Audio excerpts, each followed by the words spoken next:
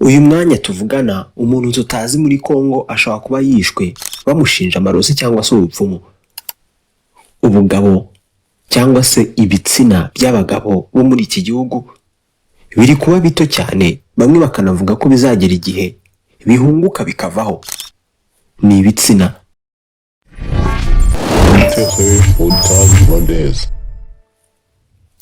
Ati hari ikintu kidasanzwe kiri kuba muri Repubulika Iharanira Demokarasi ya Kongo. Ati sinzi uko turabivuga, gusa abantu bataye umutwe kubera ko ibitsina byabo biri kuba bito buri munsi. Ibintu byakomeye ku buryo byatangiye no guteza cyangwa se gutera urupfu ku bantu bamwe. Mu bice bimwe na bimwe bya Kongo hari ubwoba mu bantu ko haba hari indwara iri kugendagenda mu biturage bya Kongo. Ningarukira aho ngaho, ahubwo ubugabo bwawe ikabugira guto. Ibi byakomeje gutizwa umurindi n'imbuga nkoranyambaga.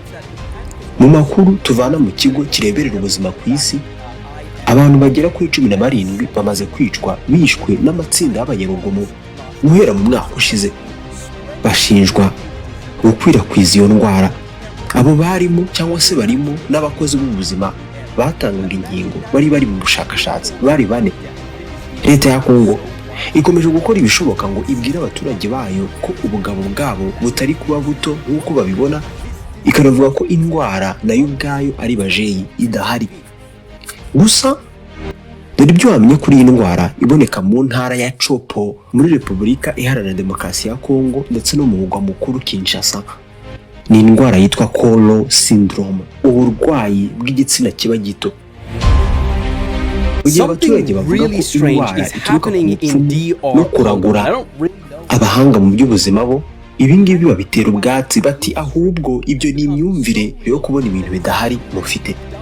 Bitangaje dore ko umuntu ufite iki cyorezo cya Kolo syndrome yiyumva. Abagabo biyumva nabi ku buryo batabasha no gutuza cyangwa se kumva batekanye kubera ko ibitsina byabo baba babona bigenda biba bito byinjira mu mibiri yabo kandi bikagenda biburirwa irengero. Mu gihe ku bagore ho ibi byiyumvo babigira ku mabere yabo bumva agenda bamato.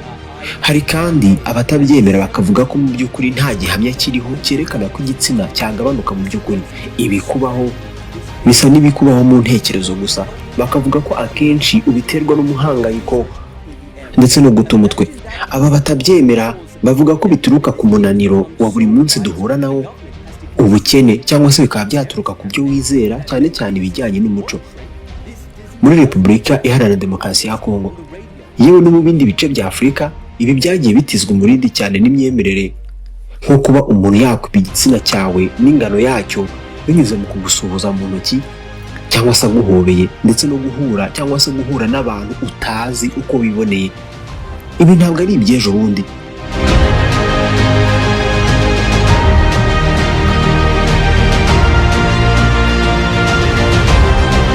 Kuva mu mwaka w'ibihumbi 2024 ibi byaragaragaye. Muri uyu mwaka turimo ndetse na 2025 iri kurangira, hatangiye gututumba ibihuha by'indwara nk'iyi, aho byakomeye cyane kubera imbuga nkoranyambaga TikTok cyangwa se Facebook, ndetse namwe mu madini yewe n'amatorero yabivugagaho cyane muri iki gihugu. Gusa ibintu bavugaga byo biteye ubwoba. WHO cyangwa se World Health Organization, ikigo kireberera ubuzima ku isi ndetse n'inzego z'ubuzima muri Kongo, ibi ni ibintu zafashe nka infodemique, amakuru y'ibihuha akomeye cyane manini. Birababaje kubera ko ibi bikimenyekana muri Kongo, urugomo rwaratangiye. Abapfumu n'abapfumukazi bahigwa hasi hejuru ngo bicwe, ku buryo n'inzirakarengane zirimo abakozi b'ubuzima ndetse n'abagenzi babiguyemo. Babashinjaga kwiba ibitsina byabo.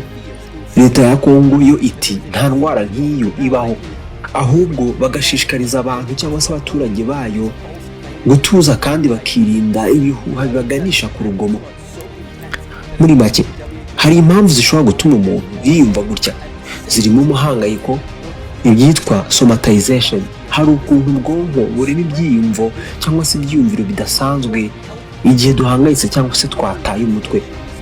Mu mico imwe n'imwe ibitsina birenze kuba urugingo rw'ubuzima gusa, ahubwo ni ubuzima bwabyo. Ni ikimenyetso cy'ubuhangange bw'abagabo, bikaba kandi isoko y'abadukomokaho. gutinya ko biba bito biba bisa nko gutinya gutakaza ahazaza h'umuntu cyangwa se hawe. Ni nka kumwe wumva ikiniga cyangwa se uri kubura umwuka no guhumeka iyo ufite ubwoba ngo bigombe kuba ari nk'ibi ngibi. Abantu barenga 12 bamaze kugendera muri ibi kwasiga ubuzima. Ntuseke kubera ko ntabwo byoroshye. Umuntu ufite ubwoba bigera igihe agahinduka umuntu mubi wuzuye urugomo rwinshi, kandi ibi nabyo biri kuba muri Kongo. Abashinjwa ibi ni abanyamahanga, abagenzi badasanzwe mu gace, ndetse n'abaganga basanganwe cyangwa se basanganwaga imiti irimo ibinini cyangwa se utwuma dupima ubushyuhe thermometre. Umuntu abona ibyo bintu utwaye akagira ngo ni ibikoresho bya gipfumu, ibidasiba gutuma benshi banavuga ko izo ari ingaruka zo kugira abaturage batajijutse. Ni igihugu cya Kongo. Imbuga nkoranyambaga kandi zikomeza gutiza cyane umurindi aya makuru. Abenshi bavuga ko ari ibihuha.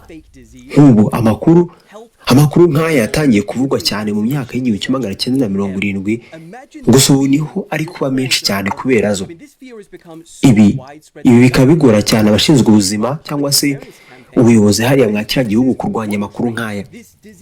Abaturage ba Kongo, aho ubona amakuru nk'aya y'ubujura bw'ibitsina cyangwa se ikindi gisa nayo, nimurebe ku mbuga z'ikigo cy'ubuzima, nibura niho mwakora amakuru yizewe. Hari igihe umuntu ata umutwe ariko biturutse byonyine ku kuba atanumva neza cyangwa se adasobanukiwe uburyo umubiri wiwe cyangwa se umubiri we ukora. Nk'urugero nk'ubu ni ibisanzwe, nta n'igitangaza kirimo ko igitsina cy'umugabo kiba gito kubera ko hari ubukonje wenda, kandi ubwo ntabwo ari ko biba bizahora. Ibi bishobora kuba binatewe kandi n'umunaniro cyangwa se ukaba udatuje.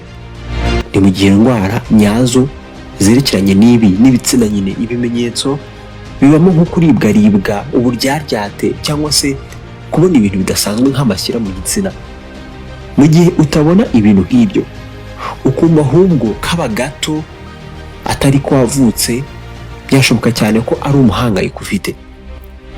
Ibuka ukande like kuri iki kiganiro, ukore subscribe kuri channel yawe, nibwo uzajya ubona ibindi biganiro rusange tubagezaho, ibiganiro bibigisha buri munsi. Nyine twase mwene migisha niwe wumva kuri micro, birihutirwa mukore subscribe.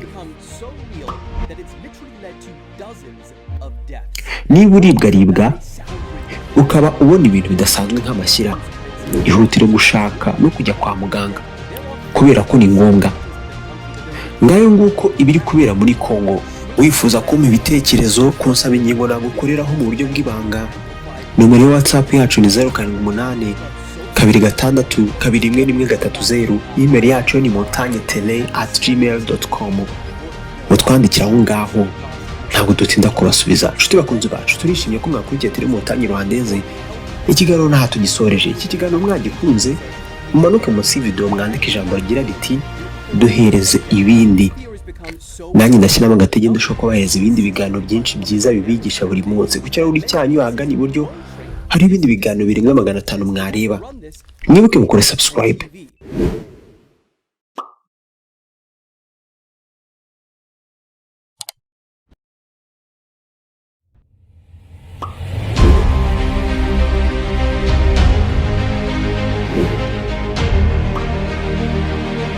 Something really strange